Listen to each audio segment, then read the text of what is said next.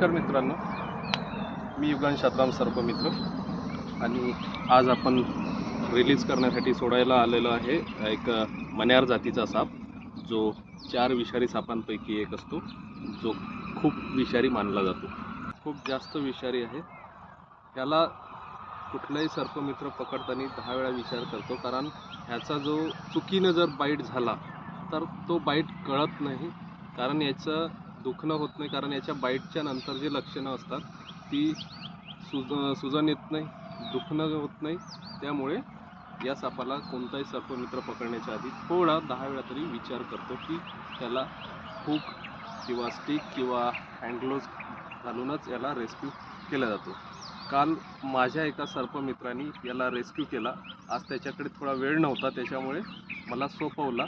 आज मी याला रिलीज करण्यासाठी याला याच्या वन परिक्षेत्रामध्ये आणला. तर आता आपण याला रिलीज करूया. तर तुम्ही बघू शकता मित्रांनो,